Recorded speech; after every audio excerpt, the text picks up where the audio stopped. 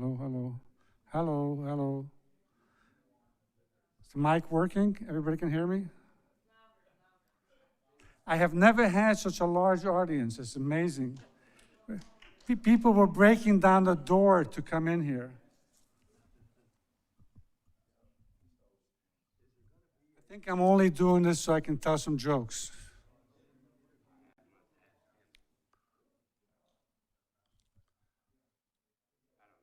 Before we start, we're waiting for a few more people. I'll tell you a short story about Israel. In 1955, Charles de Gaulle came for a state visit to Israel. And they took him around for 2-3 days. Golda Meir was there, Ben Gurion was there, Moshe Dayan was there. And at the end of his trip, he's almost ready to go to the airport. He's in his uniform. He turns to Ben Gurion. He says, David, you and I have now become friends. We speak to each other all the time in these last 3 days. You know, I'm a soldier. I don't want to leave Tel Aviv and go back to Paris without seeing the tomb of the unknown soldier. Ben Gurion turns to Golda Meir. Golda turns to Moshe Dayan. They speak Yiddish. So what is this Patswan? We don't have the tombs. Just take him to a gravesite, David, and just point at it and let him go back to Paris.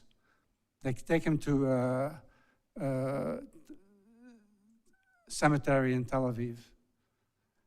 And David Ben Gurion says, voila, Charles, this is the tomb of the unknown soldier. Right away, he stands straight, takes his hat off, kneels down, and as he's coming up with his big body, he says, David, qu'est-ce que c'est? What you telling me? This says here, Chaim Cohen, export-import businessman. He's no unknown soldier. Says, Charles, you don't understand. Chaim Cohen, everybody in the country knew him as an export-import businessman. As a soldier, nobody knew him.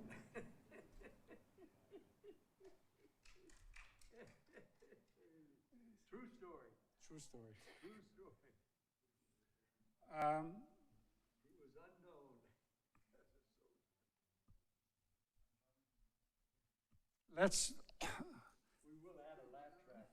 We're going to have a laugh track on the tape. Okay.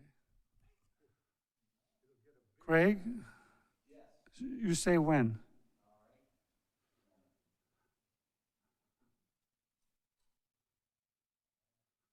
Hi, Michael. Steve, is there going to be a Skype interview with Eva Marie, or is that added later? I'm going to add it later. It takes too long. She and I were part of something. So here, let me say something about my colleague. Sure. Hi there. I'm going to assume, first of all, that some of you don't know me, but even if you do, since I have a mask on, I'm Rabbi Wolpe, and I am the lucky inheritor of the legacy of Rabbi Dershowitz. And I came tonight in order to pay tribute to somebody who, you hear these stories about how rabbis take over from other rabbis, and I know this might shock you, but rabbis aren't always the nicest people to other rabbis. I know it's shocking, but I have to say, from the moment that I was even a student, Rabbi Dershowitz has been unbelievably supportive and helpful. He has also raised the most fantastic family. His children are all accomplished in 1,000 different ways. And I just feel both lucky and also delighted to be able to pay tribute to the longest serving rabbi of Sinai Temple by a considerable margin. How many years? 48 years. Nobody comes close to that. And let me just say, 48 years in any synagogue is an accomplishment. 48 years in Sinai Temple is an accomplishment. That's all. I will let you fill in the blanks, but I am delighted to be able to be here to say how much I both appreciate and honor my predecessor, Rabbi Dershowitz, and he really does fulfill the role of a Mensch, both in substance and also in particular in the way that he's treated his younger colleagues, me and the other rabbis and the cantors over the many, many years that we've had the good fortune to be partners. So thank you for inviting me, and kol hakavod to Rabbi Dershowitz. Rabbi Volpe, thank you. And if anybody is a mensch also, it's you. Thank you for opening the program. Toda rabba. Hag Sameach. Totally unexpected. I just came to light the candles. By the way, Minyan was terrific. They're very nice. They're a lovely family. And they want to, anyway, it was very good. We were just talking about one we know well, Rabbi Hillel Silverman. Yeah. We knew him well, and we Rabbi Dershowitz and Pat Bonne, our esteemed guests, please come up to the Hanukkah and do us the honor of lighting the Hanukkah. Like this one. I liked the one last night on the steps of the courthouse with Rabbi Kuhn. Rabbi Kuhn asked me to help them light the first night, last night, on the steps of the courthouse here in Beverly Hills, and I was there. So that's the shamash, the servant candle, and we light from the way Hebrews read, from right to left. I have it ready. Yes, take it out. It's well oiled, isn't it? It's been there for 2,000 years.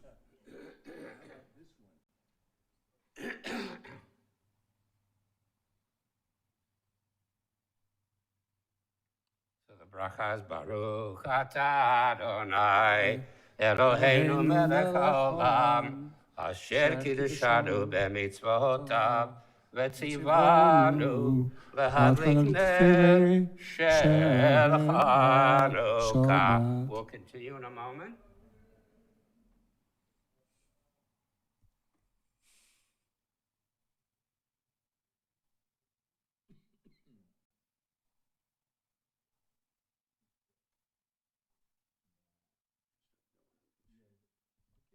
The next bracha.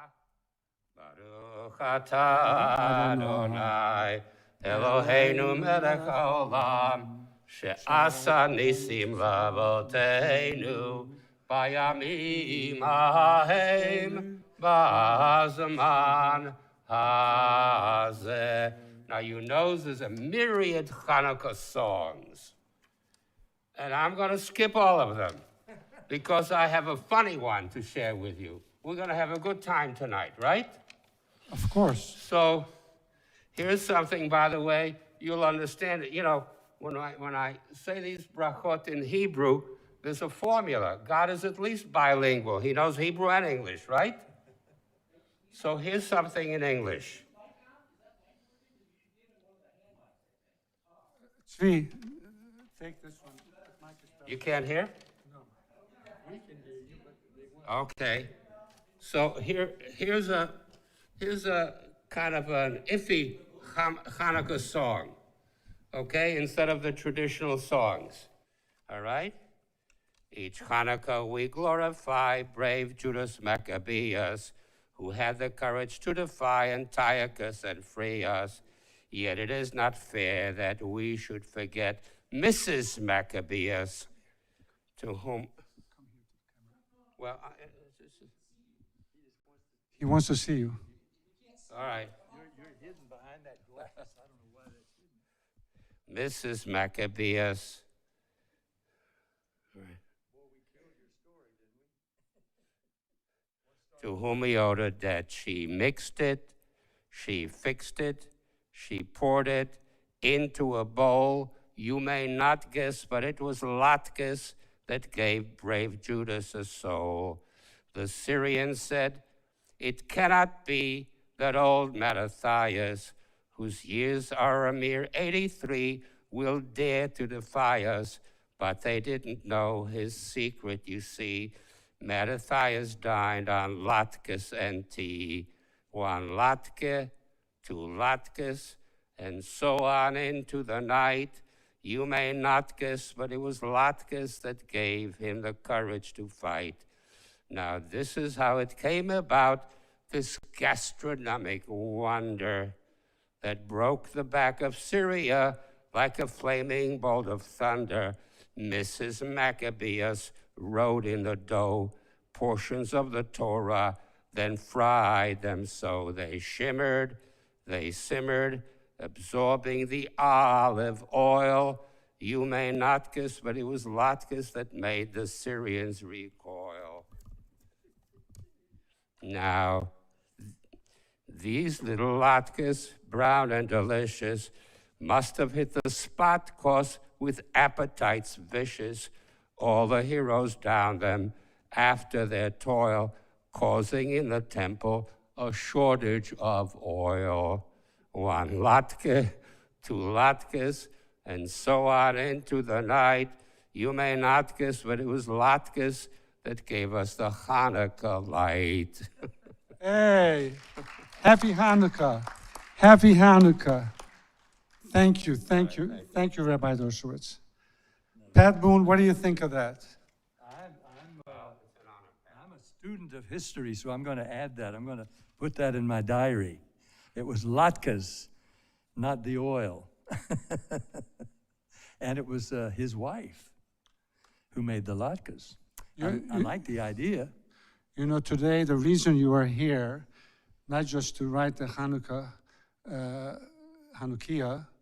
but also because you'll be getting the Mensch Award for writing the lyrics to Exodus. Yes. Speaking of the lyrics to Exodus, the cue, can we have Exodus, please?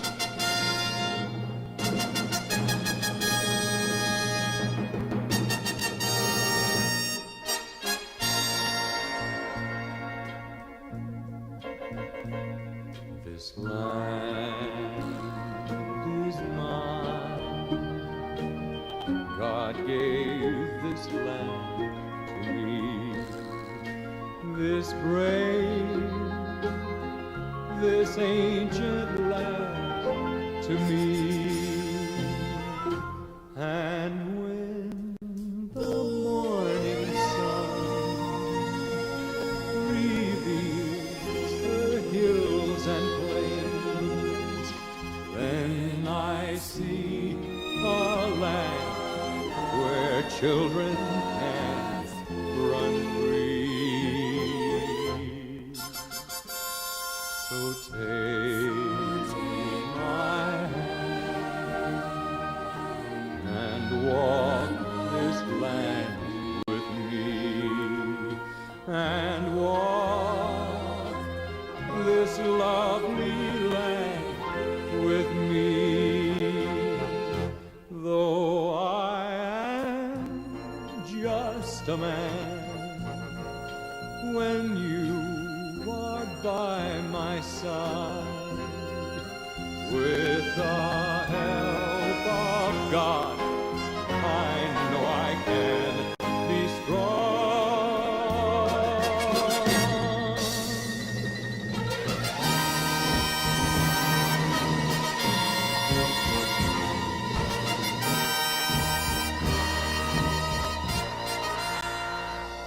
So take my hand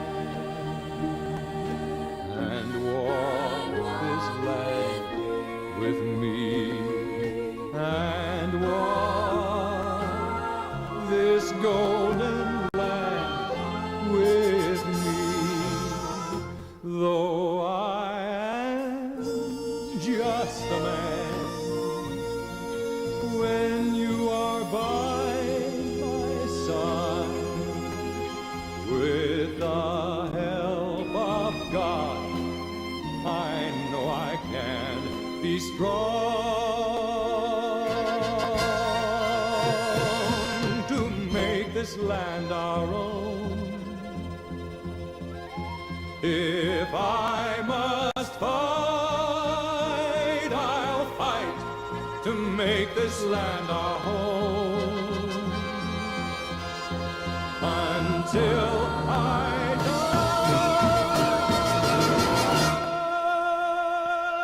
die, this land is mine.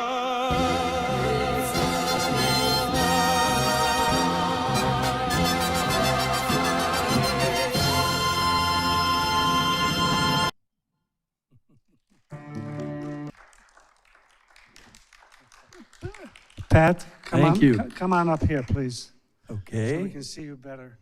I'd like to Can I tell. take this off for the moment? Sure you can. Okay. I'd like to tell the audience a secret before I give you the Mensch Award. We go back, he won't remember me, but I remember him 57 years ago, sitting in a barber chair next to each other on Bedford Drive. I was Little only, Joe. little Joe, I was only 17 years old. I won't tell you how old you were, but you're in better shape now than I am. Well, you left your hair there. Of course. Forgot to tell you. And my guilt. Pat, you are a mensch. You are a mensch for doing what you do for the state of Israel. In your heart, I know how you feel about Israel. Yes. And I'd like to give you this Mensch Award. Mm-hmm.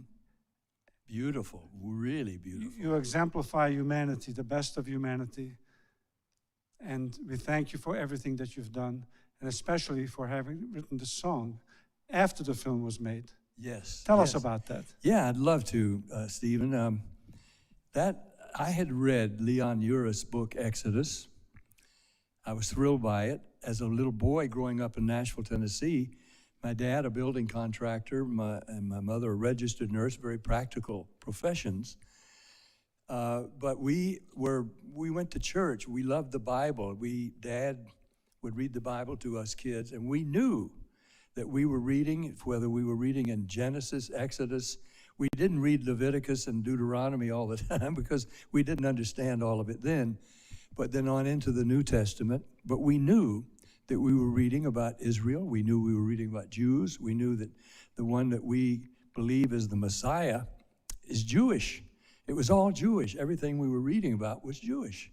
So I felt a kinship, and when I read Leon Uris' book and then saw the movie with Paul Newman and Eva Marie Saint and the others, I was absolutely thrilled, and I heard that melody, boom, boom, boom, boom.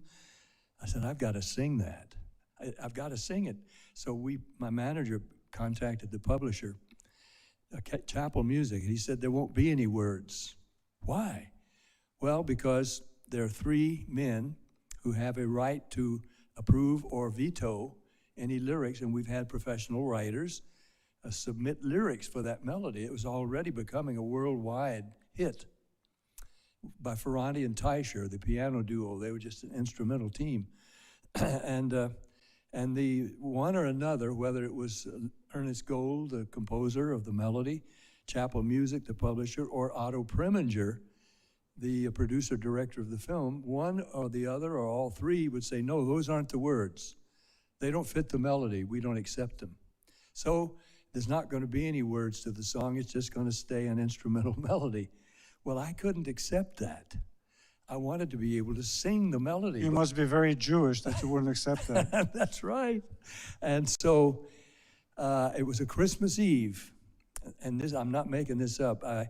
It was Christmas Eve, and we were living in a rented home in Bel Air. I was making a movie in late '59, and the movie was a big hit. The song, the melody was a big hit, and I was playing the Ferrante and Teicher piano record to get an idea to submit to a professional writer. I hadn't written any songs at that point, and I wanted to be somebody to write the lyric. And so Shirley was saying, hey, please help me get these presents under the tree so we can go to bed. Come on, Pat, come on. Typical wife, naturally. But I said, wait, let me one more time. And I put the needle down on the record, boom, boom, boom, boom. And words came in my mind, this land is mine. And I realized that's the whole story, those 4 words. If just those 4 words is the story of Israel. And then boom, boom, boom, boom, boom, boom. God gave this land to me. And wow, and it's like I took dictation. I grabbed something and started writing the words down so I wouldn't forget them. And in about 20, 25 minutes, as I kept playing part of the melody, and then words would come, and more of the melody, more words would come. You just heard them, you know. If I must fight, I'll fight to make this land our own until I die. This land is mine, a personal statement. I think the professional writers were trying to encapsulate, 2,000 years of history into one little melody, and you can't do it. I mean, 2.5 million, 3 million Jews coming across the desert and coming up to Jericho and coming in across the river and so on into the promised land. It's hard to get that into that short song. But if it's a one-person statement, this land is mine. It belongs to me and I love the Sabra element, so take my hand and walk this land with me. I knew there were women who fought right along with the men in the army. So after I got it written, I went to bed. The next day, my manager contacted the publisher, and immediately Ernest Gold, the composer, said, "Oh, those are the words." And Otto Preminger, "Those are the words." and the publisher, "Yes, those are the words." And so then I recorded it. And then since then, many terrific artists have recorded that song. But then I was at Yad Vashem about 3 years ago. And Shaya ben Yehuda, one of the men running the whole Yad Vashem, and I was in Jerusalem with a tour group. And he came up to me with tears in his eyes, he's got about twice your size, Shaya ben Yehuda. You know Shaya. But with tears in his eyes, he said, "You don't know what the words you wrote in that melody mean to us here in Israel." I said, "Shaya, I believe I do. I identify with you. I know what those words mean." He said, "Well, you don't know this, that we have a campaign underway to make sure that every Jewish child in Israel knows those words that I wrote." Now I cried to think that I knew that I had received those words. I didn't originate them, I just wrote them down. But I said, "Shaya," he said, would you be willing, you must have written those words on something, would you be willing to let us have whatever it was when you leave this earth? I said, "You can have it now, Shaya, but I need you to know I wrote those words on the back of a Christmas card." That was the thing that was handy, and I grabbed it. And sure enough, he said, "So much the better. We know that you evangelical Christians are our strongest, best friends in the world." I've heard Netanyahu say the same thing to me. And so I said, "You can have it." So a couple of years later, I was back, and I had it framed, and that back of a Christmas card is on the wall of the righteous Gentile at Yad Vashem. Well, you are definitely the best goy that I know. Well, I tell you, it means a great deal to me, and that's why, my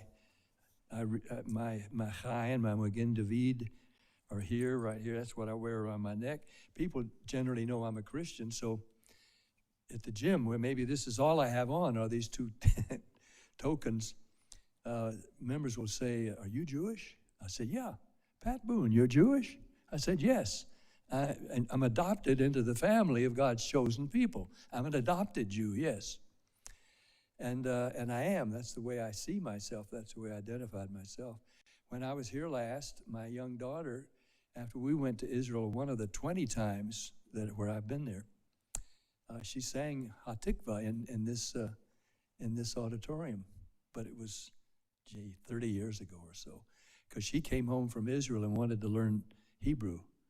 And she went to Berlitz, which I just learned that several of the guys here tonight actually taught at Berlitz. And so she learned her Hebrew so well that in Hebrew studies at UCLA, one of the teachers said, "We have some students here who are not very fluent in Hebrew. Would you tutor some of our Jewish students?" And so my daughter was tutoring some of the Jewish girls how to speak Hebrew because she spoke it so well. So we have that long, long history, that identification. Could I tell you one more quick thing? Sure. About a little history that I was part of. Because later, some years later, I was in Israel, I was asked after the 73 war was being settled, there were still occasional flurries, but Henry Kissinger was there trying to work out the line of demarcation between Cairo. He's still here.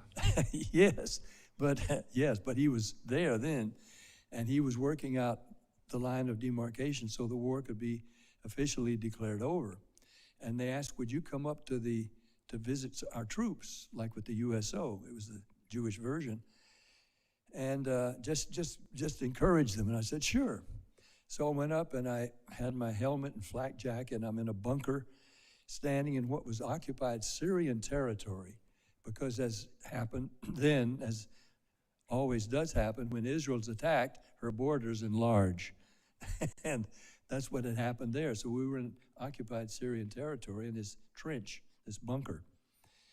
And I was talking with the soldiers, and I asked I told the commander of the outpost, I said, my theory is, just my own theory, is that God wants to restore the borders of Israel to the time of David, at least to the time of David, if not Solomon, but certainly the time of David. So that means more land that's currently in Syria, Lebanon, and Jordan, which is not being used for anything, but it could be the new map of Israel. And the commander of the outpost said, I hope you're wrong. I said, really? Yes, it means more fighting, more shedding of blood. He said, we would give up, this is what the commander said, we would give up some land if it would bring about peace. I said, well, it's just my theory. And so now the soldiers, they wanted me to sing something. I said, well, which ones of my songs do you know? I don't have any music.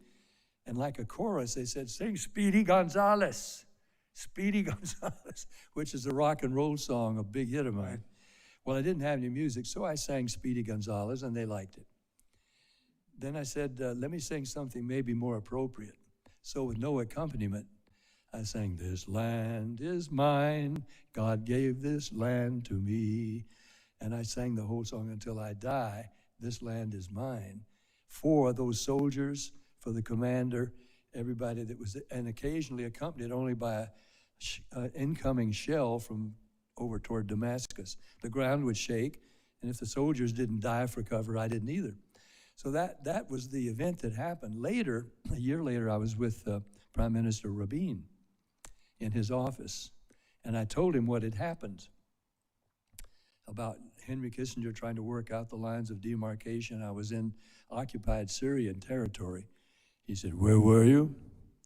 I said, in the northernmost camp below Mount Hermon. Just a moment. He went to the map. He put his finger on the map. He said, you sang a prophecy.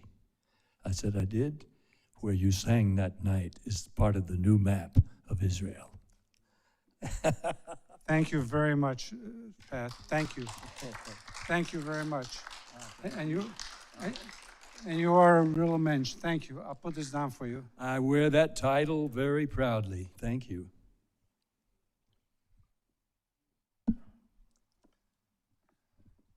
We got two mics. It's okay. Judea Pearl, can you please come up to the podium?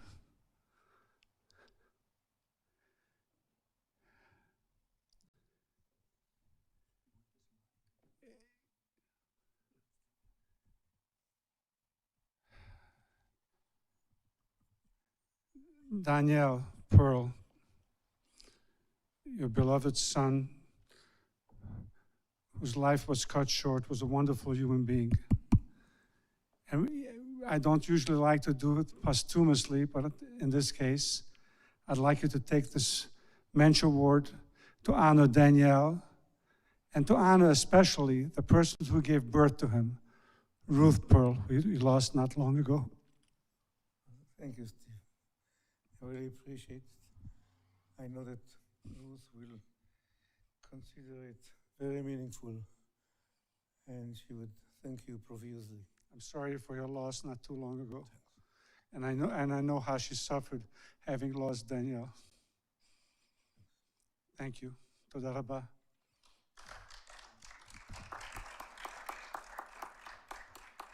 Another person I'd like to call to the podium is Mark Blazer.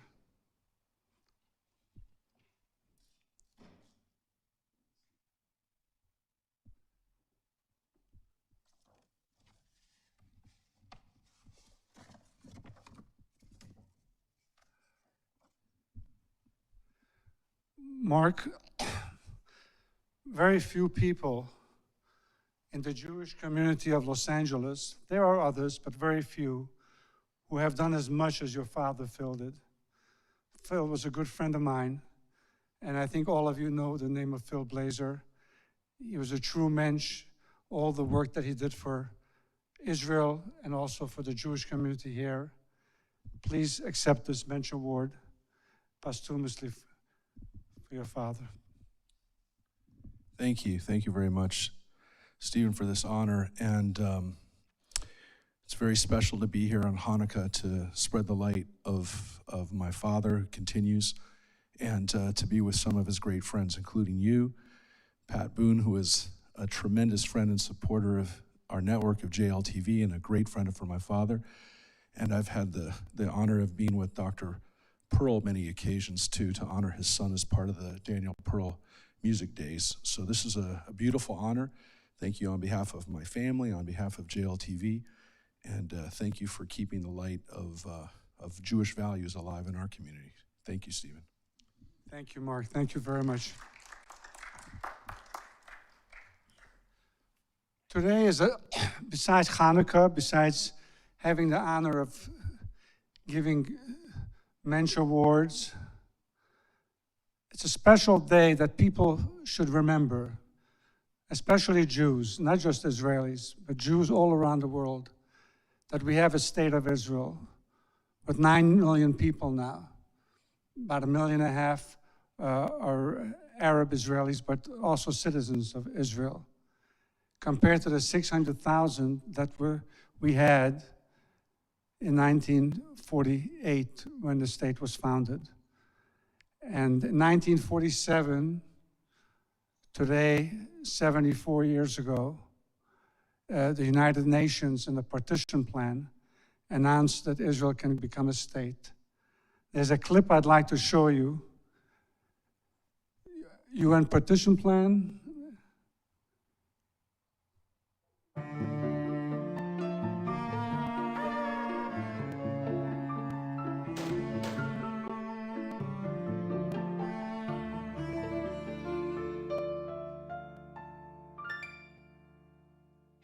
The minutes of Britain's mandate are ticking to an end, but the nations are still deliberating over the future of the Holy Land. Palestine in 1947 had reached its boiling point. 30 years had passed since the Balfour Declaration announced Britain's support for a national home for the Jewish people. Hundreds of thousands of Jewish refugees, survivors of the horrors of the Shoah, were trying to make their way to Palestine, but Britain had shut the gates to immigration. The Jewish underground movements increased military actions to force the British out. The British were fed up, and they had passed on the problem of the partition of Palestine to a United Nations committee in UNSCOP, who were deliberating. Nobody really believed in our day the UN was a place where you deliberated and deliberated. They never did anything. They talked a lot. The United Nations Committee recommended an end to the British mandate and the partition of Palestine into 2 states, an Arab state and a Jewish state, and scheduled a vote in the UN General Assembly at Lake Success, New York. A 2/3 majority was required to pass the proposal. Despite the support of both the United States and the Soviet Union, many other countries needed to be convinced. You spoke to the Belgian, and you spoke to the Swede, and you spoke to the Brazilian, preaching, explaining why all the time. The refugees and the displaced people, they call them displaced person in Europe. There were a number of us working at the same time also on getting votes. A preliminary vote showed the Jewish agency delegation coming up short. The diplomatic team focused their efforts on 3 countries that were still undecided: Liberia, Haiti, and the Philippines. יום אחד אנחנו מקבלים צלצול מהמטה של ההגנה בפריז, הייתה הוראה לחפש בלונדון איזה גוי, והאיש הזה דיבר עם נשיא הפיליפינים, שהבטיח לו להצביע בעד, והנה מתברר שהשגריר שלהם בלייק סקסס, הוא לא קיבל הוראה. מצאנו אותו, זה היה כבר מאוחר בלילה. התחלנו להסביר לו שהנשיא לא עמד בדיבורו, והיה שקט, אז התחלנו לשאול מה קרה. אז הוא אומר, תשמע, אני חושב, I'm thinking. מה אתה חושב עכשיו ב3 בבוקר? הוא אומר, אני חושב איזה שעה עכשיו בפיליפינים. ובסוף הייתה שיחה עם נשיא הפיליפינים, והוא הובטח שהשגריר שלו יקבל הוראה. It was touch and go all the time till you got everything lined up. Haiti, of all countries, was the last country coming to vote. We sent down to Haiti a Protestant minister by the name of Sheldon, who was also believed that the Jews should have a homeland. They went down for 2 or 3 days, and on Wednesday before Thanksgiving, they came back and they said, Haiti will vote with us. Some people promised and voted against. Some people were pursued by us till the last minute and voted for. Diplomacy continued up until the vote itself was held. And there was a South American country, I don't want to tell you which, so our head of the Latin group, an Argentinian Jew who was in the Mishlachat, he went to the men's room and he recognized the men's shoes under the door. And he knocked and he said, "You promised to vote, they are voting now. I'm here to bring you to the voting." And he voted.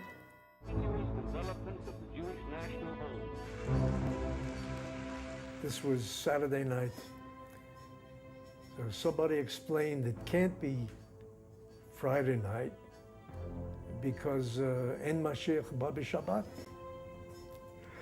Of course, we huddled around the radio, which was only a battery radio, and kept conking out. כל השולחנות והספסלים אל מול הרדיו, אנחנו שוכבים על השולחנות, מתים מעייפות. היו יומיים בלי שינה, היה קרב באמצע. Jews throughout the world held their breath in anticipation. Those who are in favor will say yes, those who are against will say no. And the abstainers always, they know what to say. They went through the vote. We're going to start with that. Afghanistan? We were keeping score. No. Argentina? On a radio in the office. ואני זוכר מאוד את הקולות של גואטמלה, yes, ארגנטינה, abstention, Lebanon, no. Yugoslavia and Spain. United Kingdom and Spain. כשהגענו לאות פי, פיליפינים, אמרו כן, אז ידענו שאנחנו עשינו איזה, תרמנו משהו. United States? Yes. בעד! פלוס. נגד. מינוס. Venezuela? Yes. I remember the excitement. This was our life. France? Yes. At one point, we made it. The resolution of the DUP Committee for Palestine was adopted by 33 votes, 13 against, 10 abstentions. After the vote, people were crying. People were embracing.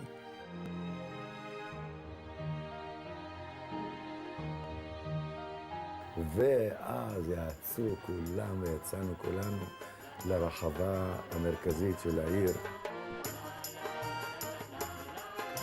They were dancing in the streets. Even the British.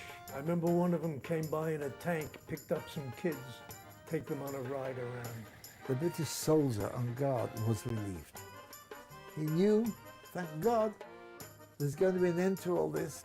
And we said, now let's go into town. So we got a lift on the back of a British armored carrier with a gun. But now we're all pals. We sat in the car, Charette, my husband, and myself, from Lake Success to Manhattan, and nobody said a word.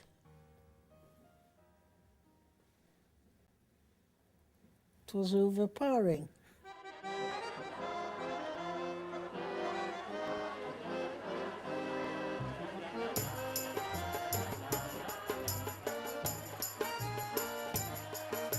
Everybody was streaming towards the Jewish agency. The government in waiting of the state to be, headed by David Ben-Gurion. I have a picture of myself on the roof of the Sochrut building. I don't know how I got there. It had the biggest single Hora dance I've ever seen in my life, was that dance around that courtyard. Ben-Gurion, standing on the balcony of the Sochnut building, the heart of Jerusalem, and he raised his hand, and utter silence waited for his words. Tchi HaMedina HaIvrit. He called it the Hebrew state because it had no name, and asked everyone to sing Hatikva.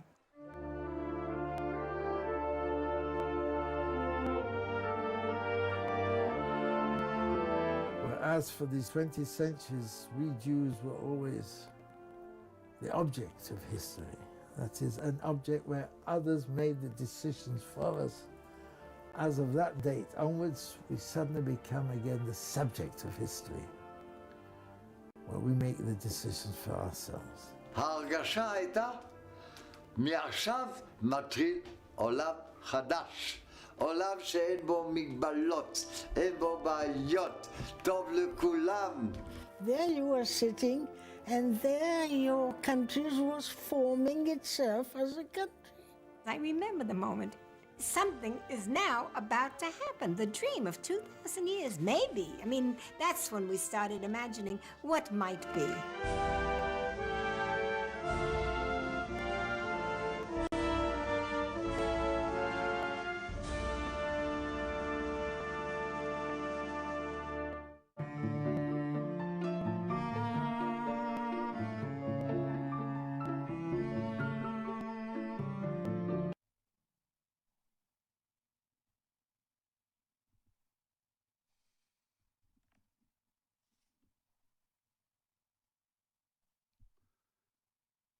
A 9-year-old boy in Israel, the writer Amos Oz describes his experience as he awoke and saw everyone out on the street listening to a radio broadcast on that fateful evening on November 29, 1947.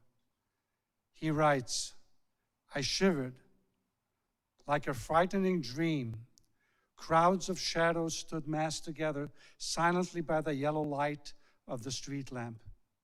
In our yard, in the neighboring yards, on balconies, in the roadway, like a vast assembly of ghosts. Hundreds of people now uttering a sound, neighbors, acquaintances, and strangers, some in their nightclothes, and others in jacket and tie. The whole crowd seemed to have been turned to stone in that frightening night silence, as if they were not people, but hundreds of dark silhouettes painted onto canvas of the flickering darkness, as though they had died on their feet. Not a word was heard, not a cough or a footstep. No mosquito hummed. Only the deep, rough voice of the President of the Assembly, the Brazilian Osvaldo Arana. One after another, he read out the names of the last countries on the list. In English, alphabetical order followed immediately by the reply of the representative. United Kingdom abstains. Union of Soviet Socialist Republics, yes. United States, yes. Uruguay, yes. Venezuela, yes. Yemen, no. Yugoslavia abstains. This is from Amos Oz's book of 2004, The Tale of Love and Darkness. We are very lucky today to have Judea Pearl here, Rabbi Abraham Cooper, Michael Barenbaum, and Stanley Goldman. Please come up to the stage and have a lively discussion. Give us what you feel, give us what you think, and thank you for coming. Thank you for being here.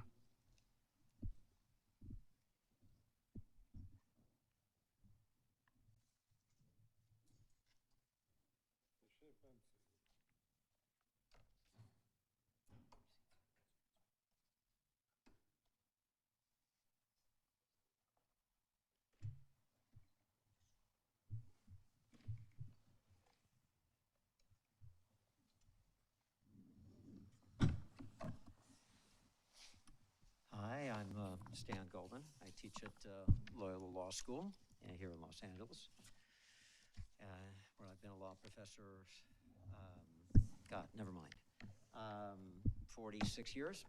Can you hear me? Is this thing on?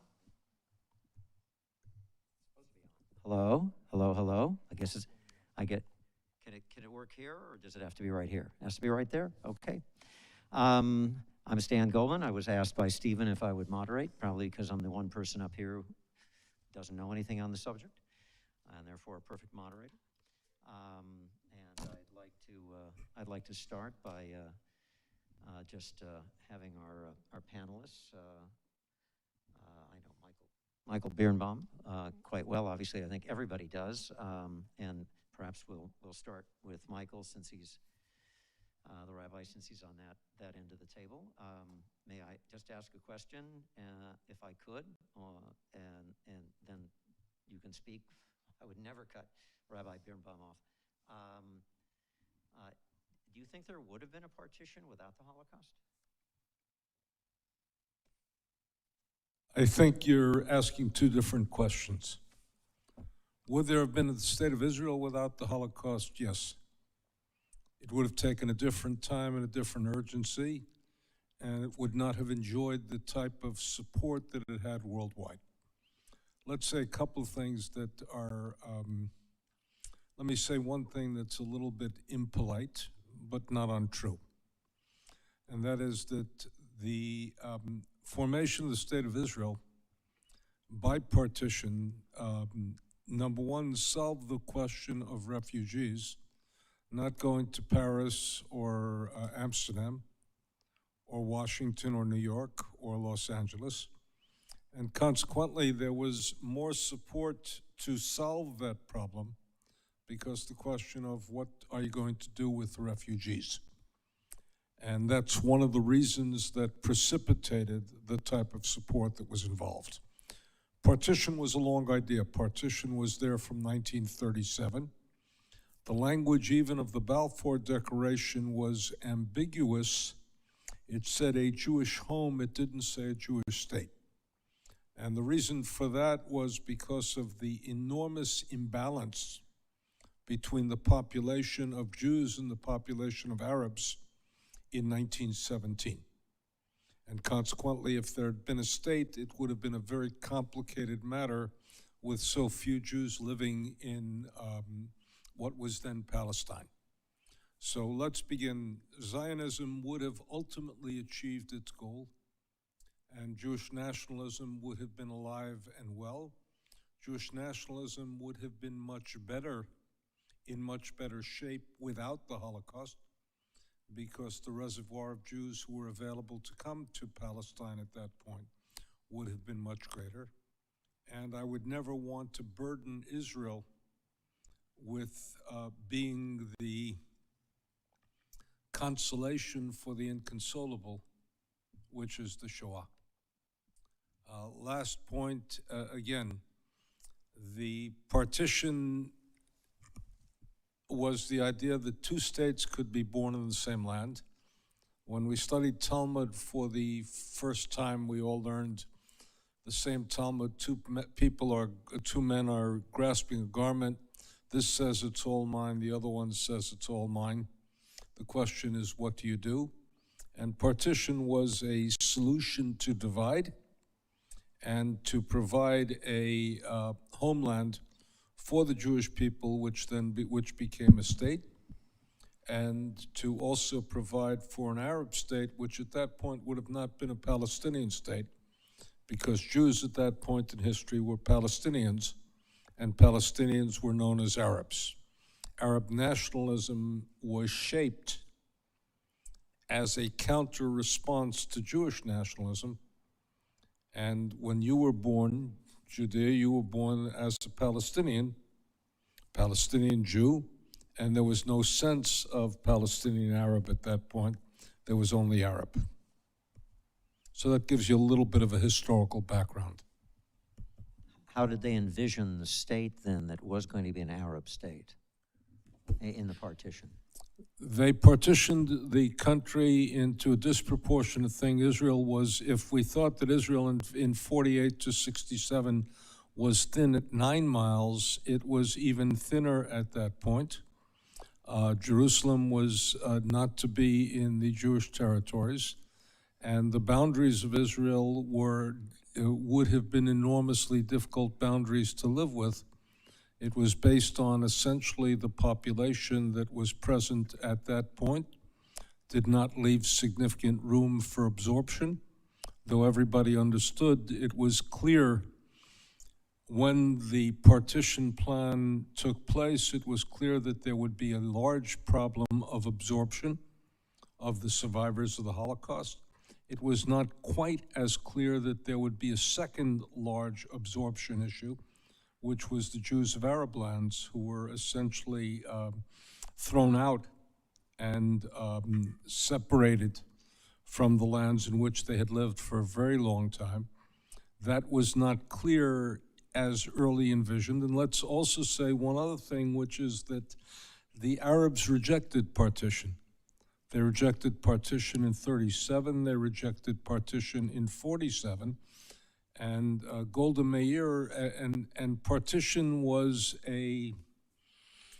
not a decisive or clear, overwhelming desire among the Jews. Golda Meir, for example, voted against the partition in 37, and she said, in retrospect, I'm happy that on my vote it did not fail. But in 47, there was the sense of the necessity of a state, any sort of state, because the Jewish people were desperate. And remember, the other part of it is that, and this is the one perspective of history.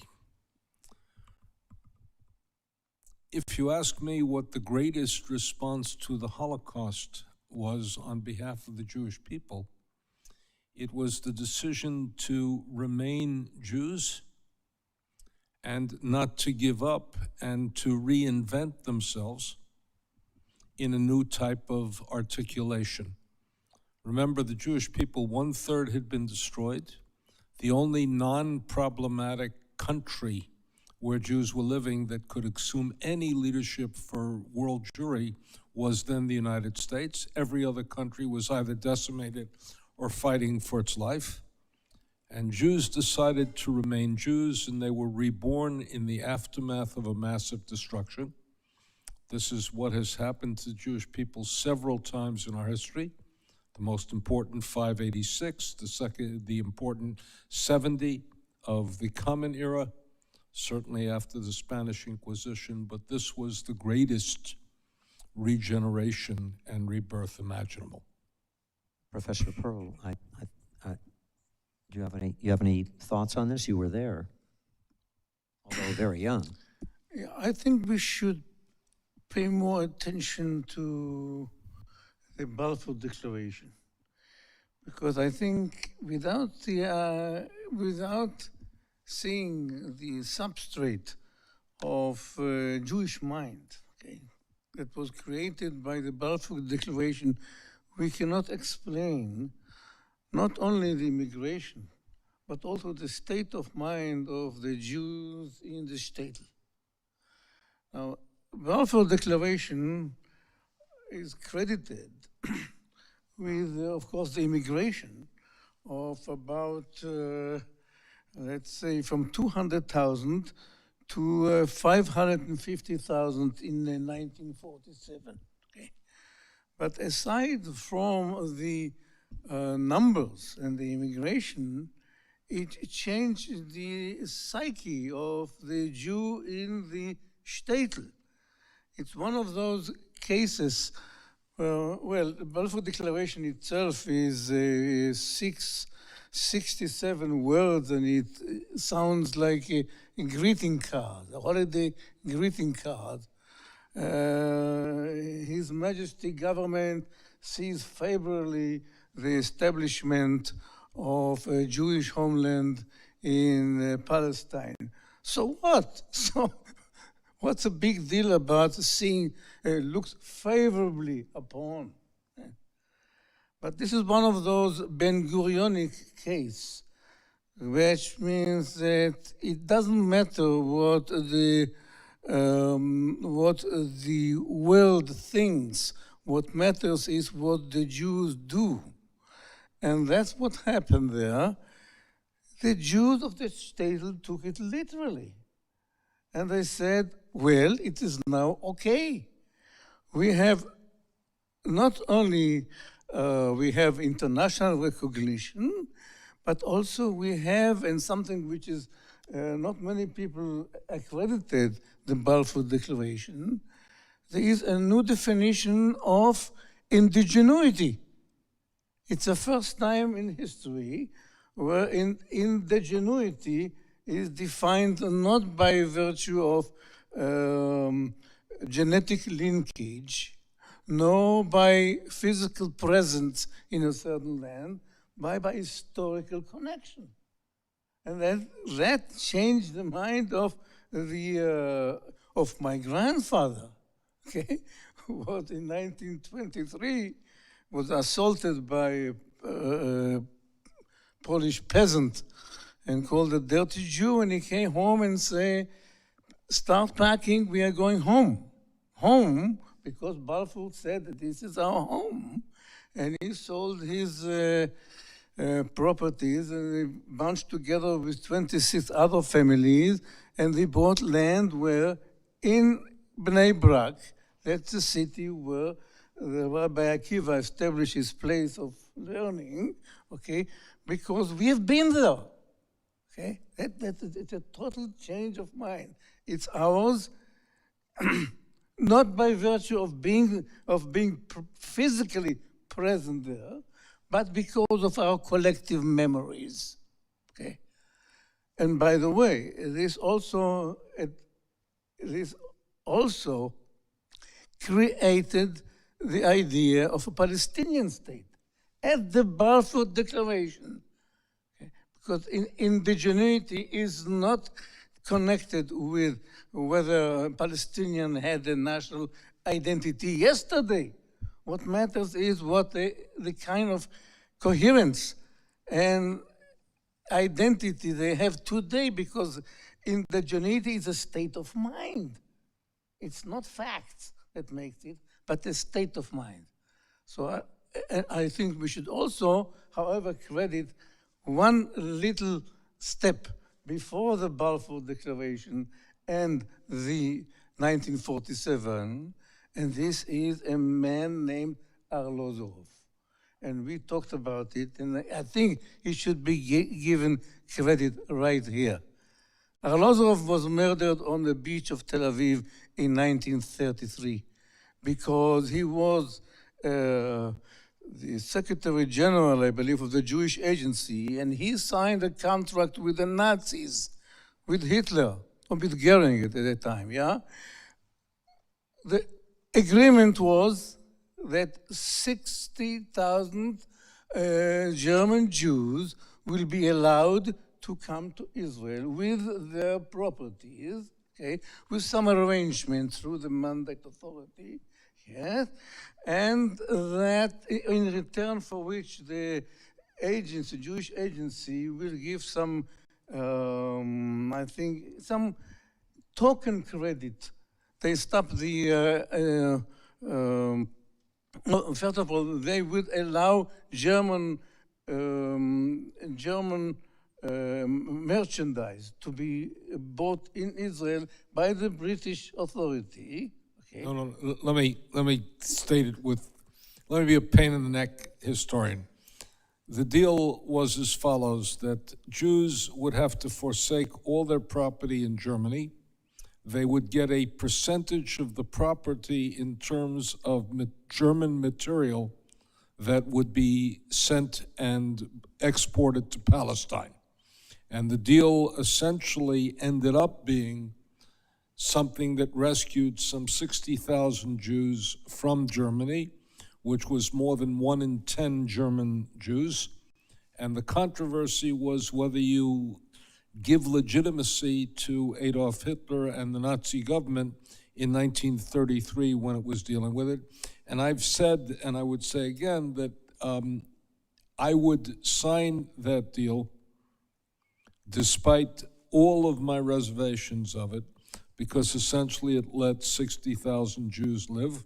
It also ironically transformed Palestine because it gave a middle-class merchant class in Palestine something that had not been a characteristic of the Yishuv.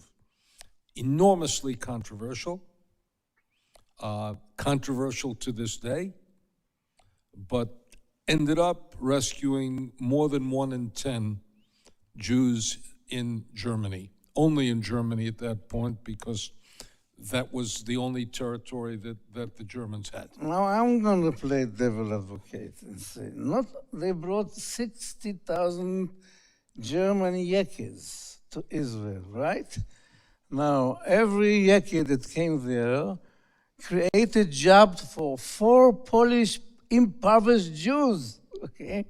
Which means that the population of Palestine, which was about 200,000 before Arlozov, developed into 550,000, without which there wouldn't be a state of Israel. Not only they wouldn't be able to fight the war, but they didn't have health care, engineering.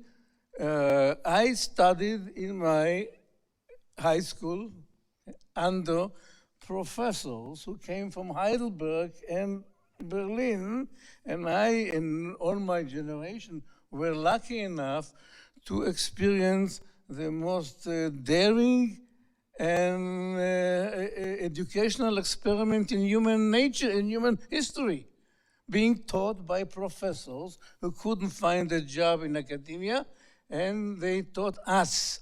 And everything that I have today, my love for science, my success in science, not only me, my whole entire generation came from this idea of the German Jews coming to Israel, water supply, health care, okay, education, power, okay. Everything was created, the whole infrastructure of a state on the way, המדינה בדרך, yeah, came with this agreement of Arlozov with the Nazis. Makes you believe in free will, doesn't it? Makes you believe in free will. Sorry, I just thought I'd have to tell people I spoke about free will with Professor Pearl. I just wanted.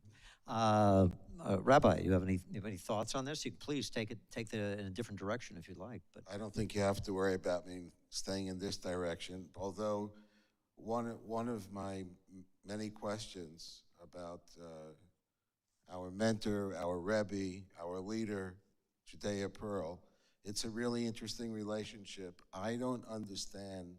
Forget about the contents of his scientific books. I've yet to figure out what the titles of your books in the science realm mean. Yet, I sit here really humbled at a person that we call Rebbe, a leader, a teacher, a mentor. And so I now have at least a fig leaf, Michael, that one of the reasons I cannot understand any of the scientific aspects is you had professors from Heidelberg already in high school, which means for the rest of us, we're starting way back. Look, I'd like maybe to, I'd like to, as we listen, because Hebrew goes right to left, you see that we're going earlier into history.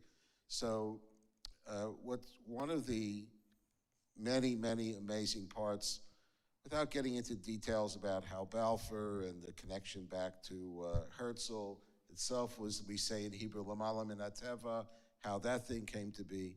But what's interesting is that in World War I, David Green, i.e. David Ben-Gurion, found himself in Brownsville, New York, in Brooklyn. They say there was even an outdoor debate between him and Lev Bronstein. Leon Trotsky and David Ben-Gurion had a Yiddish outdoor debate about the future of the Jewish people while World War I was raging. Why was he there? Besides obviously trying to raise funds, is because many of the Jewish leaders were afraid that the Ottoman Empire, if it won, would do to the Jews in Palestine what they did to the Armenians.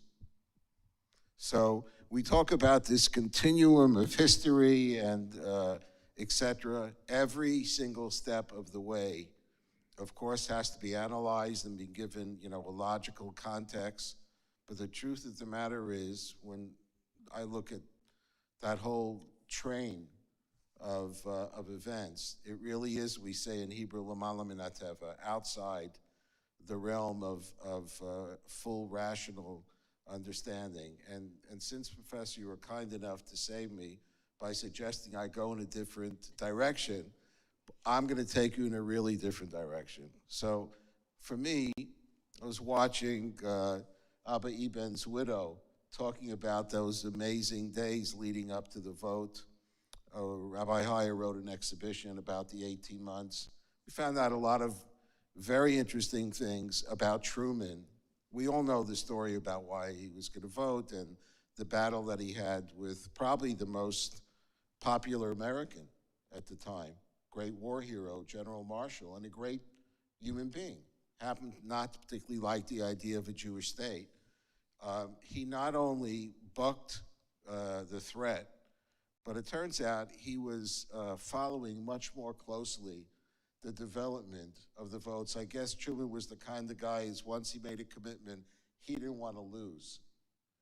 But I'm going to talk about someone else, and you're all welcome to. Let me only interrupt for one very interesting detail. It's a side story, but a very important story. There was a man working in the State Department by the name of Herbert Fierst. Herbert Fierst was a Yale-Harvard graduate, Yale undergraduate, Harvard graduate, blonde-haired, blue-eyed wasp, except he was a fierce Zionist Jew who never did that. They gave him a document which was the State Department plan on how to vote on November 29th. It wasn't then November 29th. And they said under no circumstances is this to be told to the Zionists whatsoever.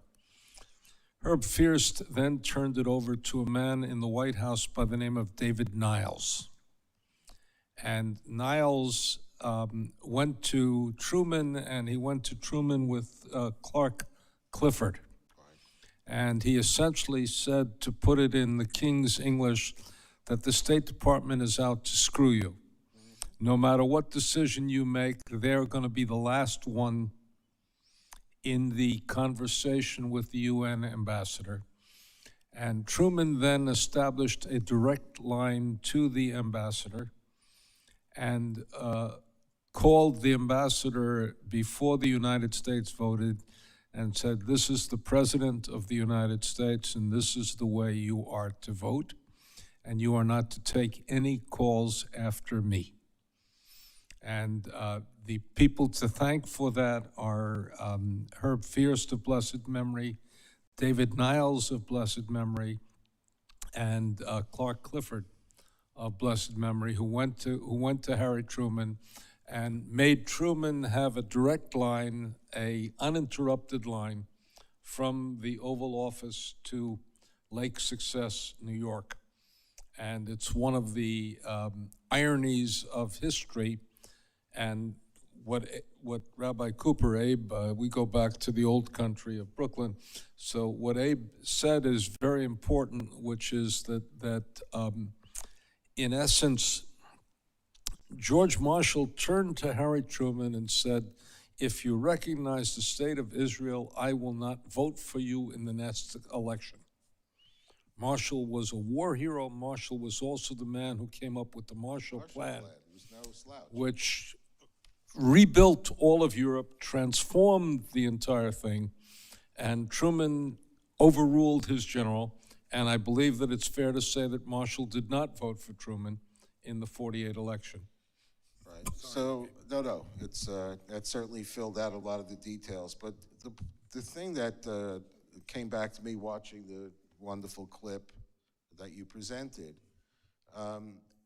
is that, and I was born in 1950, so it's in a sense before my time, but we grew up in this milieu, and actually I think the underpinnings of that whole process was to instruct an up-and-coming young generation is that people, not institutions, can change the course of history. Individuals, going into the bathroom, locking the guy in until he says, okay, enough already, I'm going to go out and vote, etc. So what I would just like to suggest by way of furthering our education, because remember, the idea that the United States and the Soviet Union would vote on the same side of the roster on any major world decision was an impossibility. It happened. And people have written books and PhDs as to why. The bottom line that it did.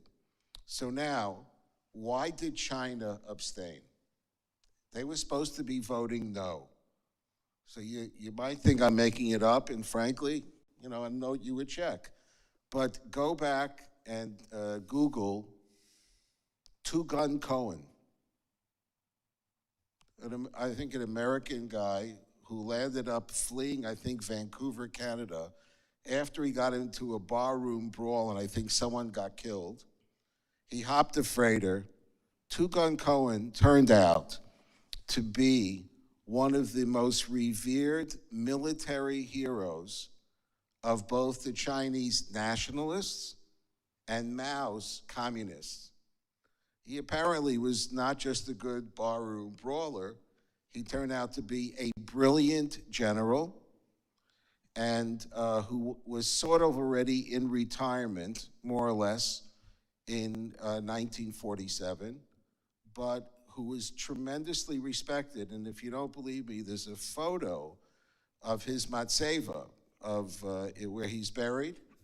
It's both in English and I believe in Chinese, that this man turned out to be a great hero. Now, the rumor has it, and the person who did the research is someone I think who did a pretty good job proving it, is that somehow someone figured out, maybe in the Jewish agency, maybe it was a guy in Temple Sinai here in LA, I have no clue, that there was one man who could stop China from voting against.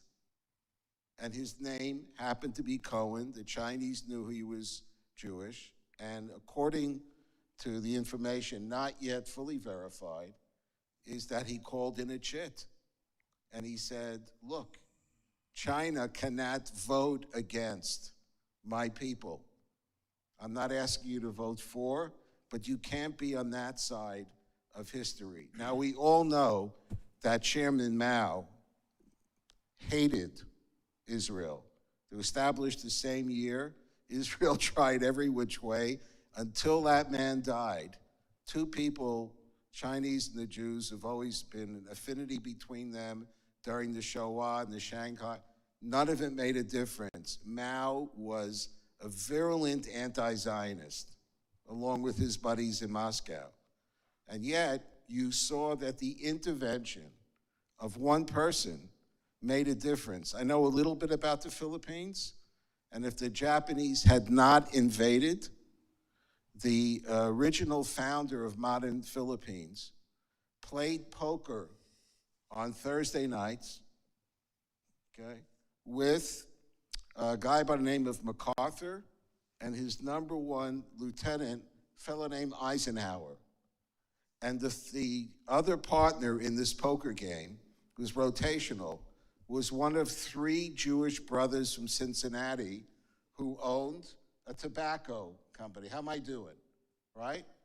And so these 3 Reformed Jewish brothers, they saw what was going on in Nazi Germany, and they brought up in these games over in Jenemsveld in the Philippines, and actually had a commitment, I think it's Mandalay, they had a commitment from the person who unfortunately, there were some German Jews who made it, but basically all of the things that were set up, imagine that the new Philippines was ready to accept any and all European Jews, even if they came without passports, and they would have been sent to southern Philippines and would have been saved. And by the way, there's Temple Sinai connection to the whole story. See that? You all know who Barbie Weinberg is in this synagogue. Bobby Weinberg's father was a major political figure in Indiana, and the ambassador to the Philippines was the former governor of Indiana, and Barbie's father was the person who had him intervene with the Philippine government to get the visas. Again, people can make a difference. That is really my central and point. They came from the old country together. Because it was an impossibility, literally the day after Auschwitz, that suddenly there would be a Jewish state. And of course, we need to know the full flow and all the political ins and outs. But I think the broader message to the new generation coming up was that sense of desperation right after the Shoah, when 6 million Jews were murdered and American Jews understood that whatever they did, it didn't work. That whole attitude, if you want to call it citizenship diplomacy or going outside the box, I think that is an idea whose time, the planting of that seed took place, and shortly thereafter, by historic terms, relatively speaking, in the 1960s, you had a little group called the Student Struggle for Soviet Jewry that came about. They held the first protest in front of the Soviet mission in Manhattan. Glenn Richter, an absolute tzaddik, the co-founder, he went to MTA, which was the Yeshiva University's high school. And the day after he ran, I think 40 or 50 students showed up. The day after he ran this first protest, student protest, on behalf of Soviet Jewry, he was called into the principal's office. Now, I'm looking around. Some of you are old enough that you relate to this line. I went to Yeshiva Flatbush in Brooklyn. They always, people who went to Yale and Harvard afterwards. The death knell for any Jewish student was to hear from their principal, this is going to go on your permanent record, and you'll never get into any college. So the reaction of the older generation to the younger generation was, who are you? How do you know that what you're doing here with Two Gun Cohen or with a protest for Russia. Who elected you to do such things? How do you know it's not going to be worse for German Jewry if you make the deal for the 60,000? How do you know that you haven't just made life worse for the Jews of the Soviet Union? And there was no answer to that question. But the response of the older generation to these young people who felt in their gut, we have to do things differently, I find is very much a Jewish DNA. The idea that you have, especially, and maybe combined with the fact that we're lucky enough to be Americans, we have the idea of personal freedoms. But Jewish DNA throughout history demands that whatever station of life you're in, you have an obligation to the klal. You, as an individual, make a difference. And the biggest proof of all, and with this I'll stop, we have the Dean of the Rabbis of LA here, I don't want to go into a drasha, is the most pivotal time of the Exodus, right? The Israelites are stuck. The Egyptians are coming to either take them back or kill them all. What does Moses do? He prays. What does God say to Moses? What are you praying for? Get going. Now they're on the lip of the sea. It's got 3 million people. God just told him stop praying. He didn't know what to do.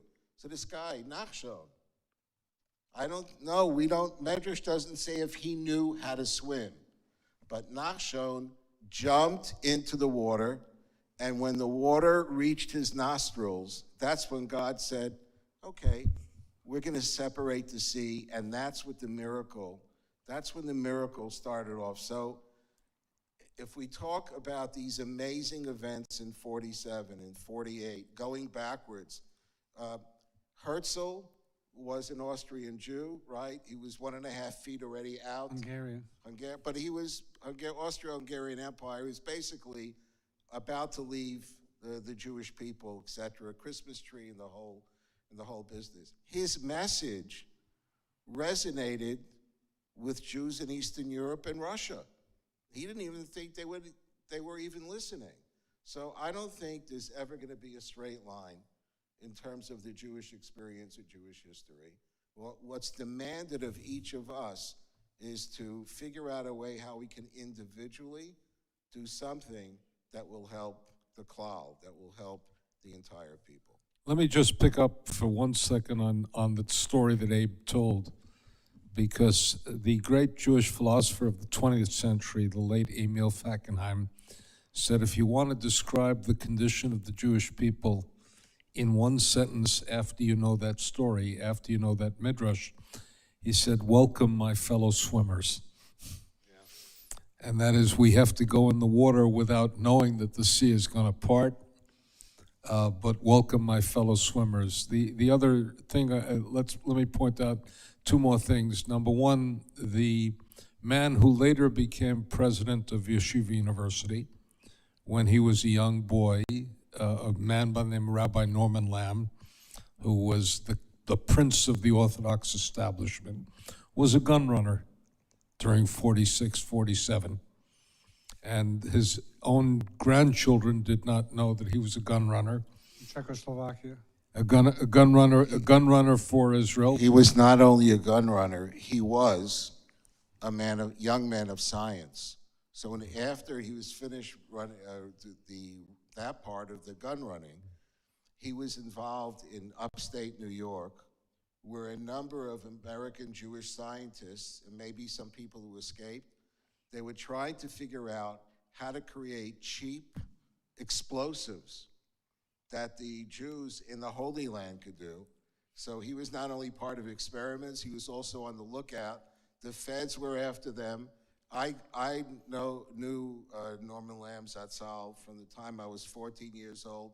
The last guy on the planet you would ever predict would be involved in any kind of behavior like that was Rabbi Dr. Norman Lamb. And that's exactly what he did. And it explains why, in our time, he was so emotionally connected to young Jews who stood up for Soviet Jewry. It connected back to what he was, but in the past.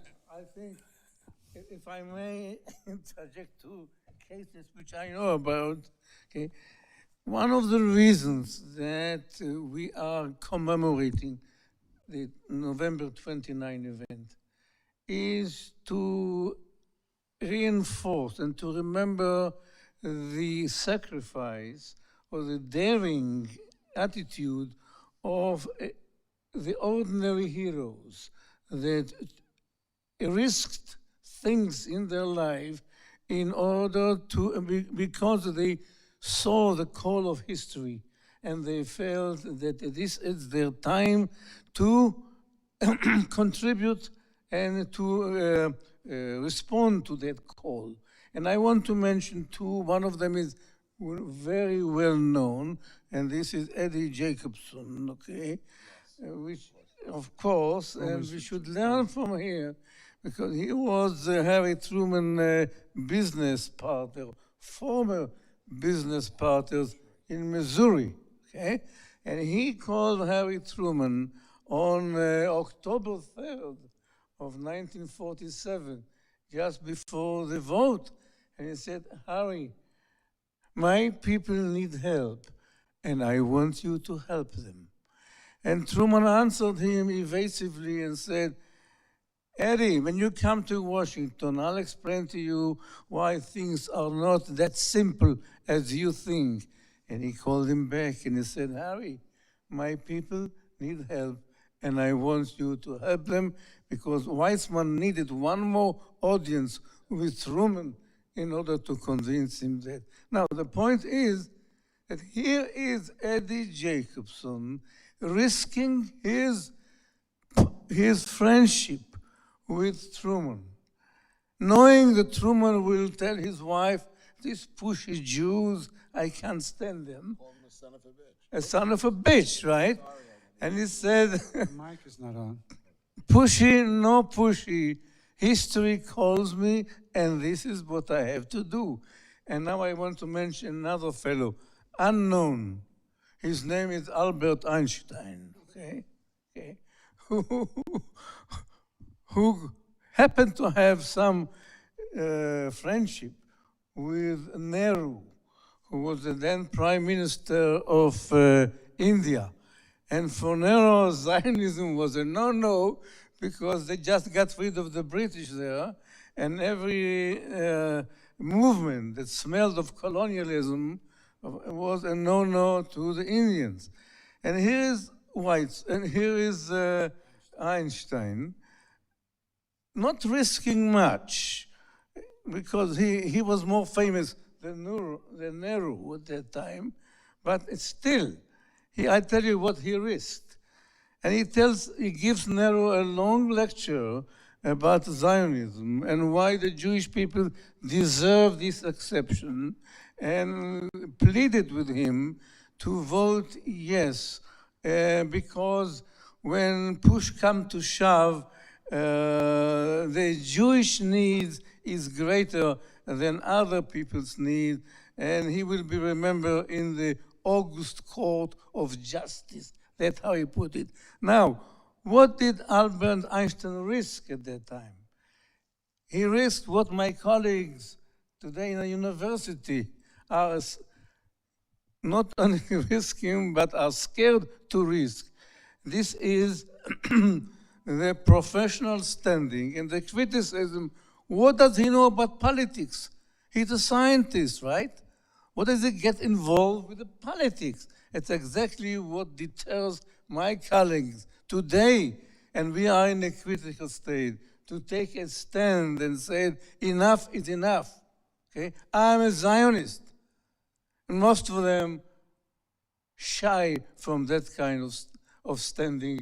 Most of them do not recognize the call of the hour. No backbone. Before we close, thank you very much. We could go on, talk about this, because this is an issue that we feel very strongly about. I celebrate November 29th because today, 65 years ago, When I was 8 years old, we crossed the border into Austria from Hungary, and we escaped with my parents and I. On November 29th. Just so happened. And Just for so happened. those of you who don't understand that, that's the 56th revolution. Just The so happened. 56th revolution was the foreshadowing of what then occurred in 68. That's right. And then what occurred in 89. And that has implications I for would the like world to in which add we one live. more anecdote. We crossed into to Austria. This is November 29th. November 30th comes, we take a train into Vienna. My father spoke perfect German. He went to the Technische Hochschule in Wien in the 20s because Jews were not allowed to study in Budapest. And then my father made Aliyah to Palestine in 1933, and he lived there for 4 years. And he lived in Haifa. And when we arrived to Austria, my mother spoke only Hungarian. And I spoke Hungarian, obviously. And my mother said to him, says, well, where are we going from here? She says, we're going to America. Why are we going to America? Vienna's very nice. The Russians can come anytime. My father was very politically astute. She says, well, why don't we go to Israel? You liked it there when you lived there when it was Palestine. You said you felt like it was your home. Why don't we go to Israel? He says, the Arabs will never allow the Jews to live in peace.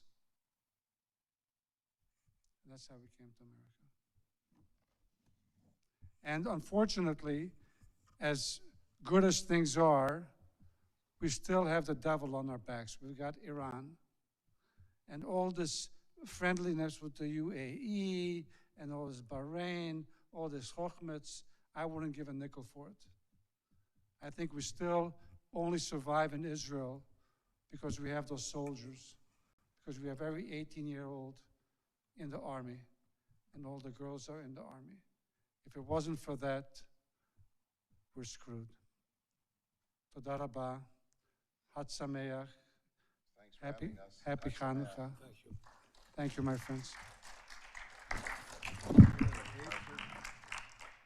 To this day, when the Chinese ambassador comes to England, his first stop is at the grave of Conan.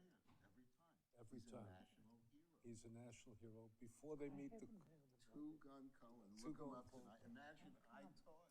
Maybe that's why Dr. Pearl, I taught Dr. Pearl something. Vela Dvar Torah. Okay. Maybe that's why China. Maybe that's why China's doing a lot of business in Israel. China's a vacuum Somebody cleaner. should put all this information together. As they say in French, Hachmit China. I went to PS 161. So Kurdish, Yiddish.